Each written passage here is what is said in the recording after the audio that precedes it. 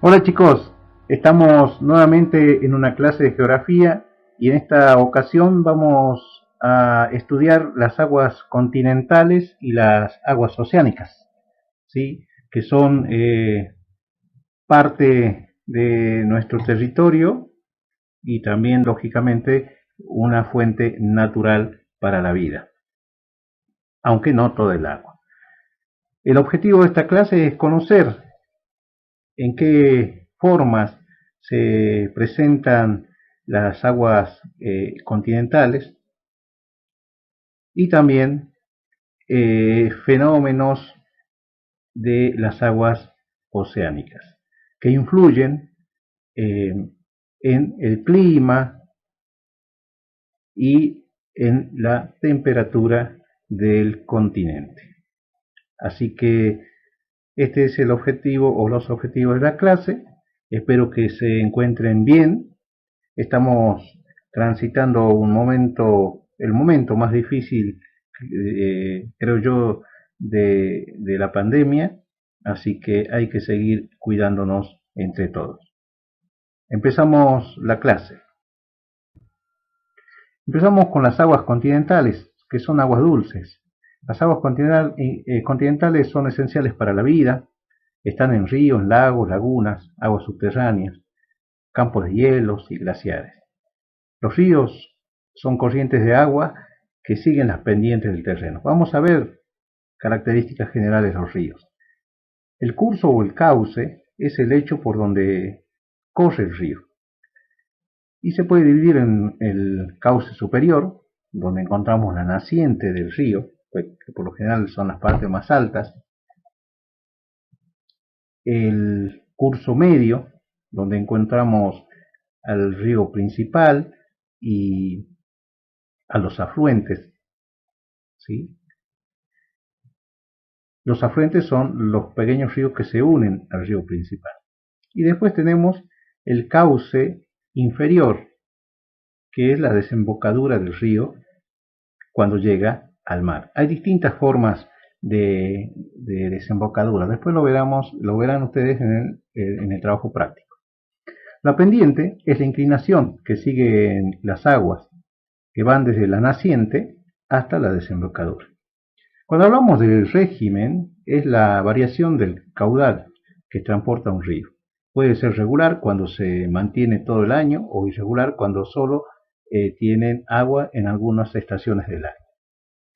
Según la fuente de alimentación, los ríos se clasifican en pluvial, cuando se alimenta de la lluvia, nival o deshielo, cuando se derrite la nieve o el hielo que se encuentra en las montañas, o también pueden ser ríos mixtos, ¿sí? Cuando se combinan aguas de la lluvia y del deshielo.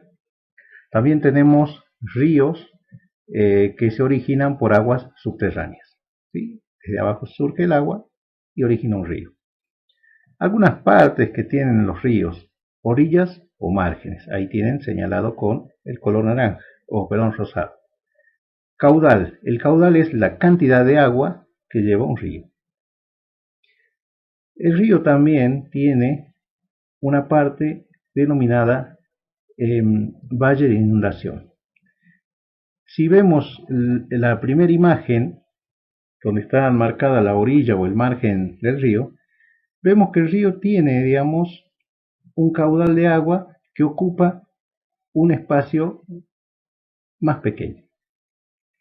En la segunda imagen, que aparte vemos que llueve, entonces aumenta el caudal del río, por lo tanto va a ocupar más espacio, va a desbordar porque va a tener un mayor caudal. Hasta donde llega el desborde del río, eso es el valle llamado el valle de inundación. ¿Sí? Esto sucede en varios ríos, que cuando hay una creciente, hay un desborde y una inundación de las partes cercanas al río. Bueno, en esta primera parte entonces tenemos algunos conceptos, ¿sí? Que tienen que ver con los ríos. ¿Qué es pendiente? ¿Qué son los afluentes? el naciente, la desembocadura, el curso, los cauces, el régimen del río, los tipos o clasificación de los ríos según la alimentación de agua que recibe. Tengamos en cuenta todos estos conceptos porque después en el práctico ustedes van a tener que visualizar, pensar y describir qué pasa con nuestros ríos, los ríos que tenemos acá, que tenemos varios. Los lagos, que también es una forma en la cual se presentan las aguas continentales, son cuerpos de aguas que se encuentran en una depresión. Pueden ser lagos producto de un glaciar, cuando el desnivel es producido por erosión de un glaciar, ahí tenemos una imagen. Pueden ser lagos tectónicos, cuando el hundimiento es producto de un descenso de parte de la superficie terrestre, producto de un movimiento sísmico o tectónico. Puede ser un lago volcánico, es cuando el agua se forma en un antiguo cráter de un volcán extinguido. Las lagunas son más pequeñas y menos profundas que los lagos. Esa es la diferencia entre lagos y lagunas. Cuando hablamos de embalse, ¿sí?, es un lago artificial, o sea, hecho por el hombre. Los glaciares también son masas de agua en estado sólido que se encuentran en zonas polares y altas, producen grandes erosiones en la superficie terrestre. Los acuíferos son aguas subterráneas, acumuladas por filtración de ríos, de hielos, etc. Hay muchos en América y ustedes lo van a ver en el trabajo práctico. Las cuencas hidrográficas. Las cuencas hidrográficas están compuestas por ríos y tenemos distintos tipos de cuencas, como la exorreica, que es el área que abarca un río principal y sus afluentes. Ya vimos cuáles son los afluentes, son ríos pequeños que se unen a un río principal. Todo el territorio que ocupan el río principal y sus afluentes, que luego de unirse desembocan en el mar, es una cuenca o forman una cuenca exorreica. Las cuencas endorreicas es cuando los ríos de una región desembocan en un lago y allí formarían una cuenca endorreica. Y después están las cuencas arreicas, es una región, una zona donde los ríos que existen en ese lugar, que tienen poco caudal, se evaporan o se filtran y no desembocan en ningún lado, ni en el mar ni en un lago. Como se evaporan y se filtran, entonces forman cuencas arreicas. Acá tenemos entonces otras formas en las cuales se presentan las aguas continentales, en lagos, lagunas, embalses, glaciares, acuíferos. Y tenemos acá el concepto de cuencas hidrográficas y los tres tipos.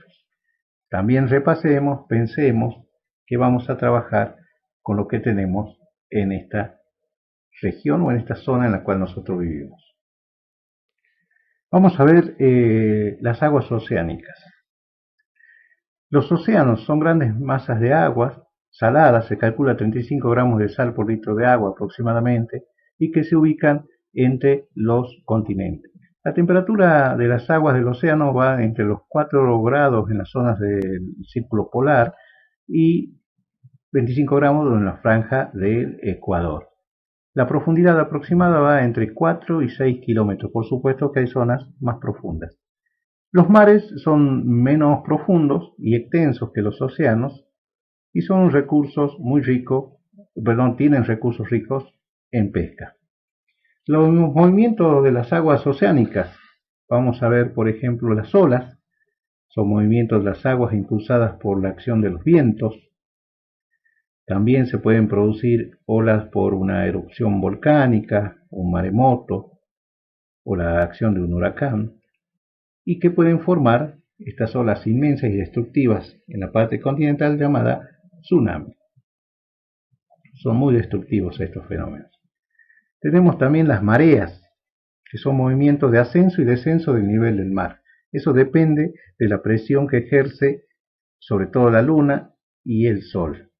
¿sí? Ahí podemos ver en la imagen cómo puede ascender y descender las aguas. También tenemos las corrientes marinas.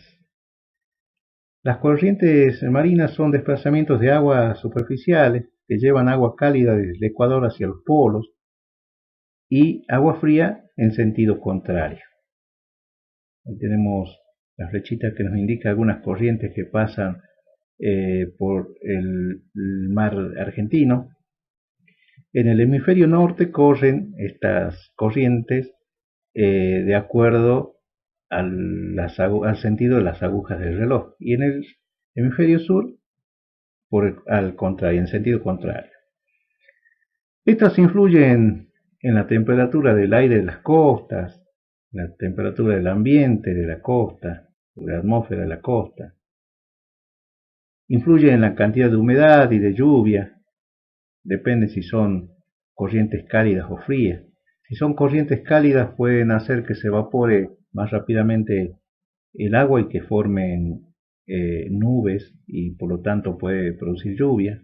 Si son frías no va a haber una gran evaporación de agua, por lo tanto va a haber escasez de lluvia.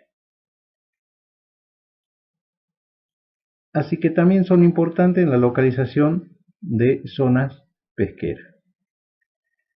Estos serían entonces algunos conceptos básicos que tienen que ver con las aguas oceánicas. ¿Sí? Ahí identificamos el océano, los mares y los movimientos de las aguas, de las aguas oceánicas, como las olas, las mareas y las corrientes marinas. Esto es en general las aguas continentales y oceánicas que vimos a lo largo de esta clase para tener una idea o un panorama general. Con esta información ustedes van a trabajar en las actividades que ya llegarán prontamente. Saben que cualquier duda que ustedes tengan me hacen saber, así pueden ustedes seguir participando y construyendo conocimiento para ustedes y para todos en esto que es la educación a distancia. Muchas gracias por su atención.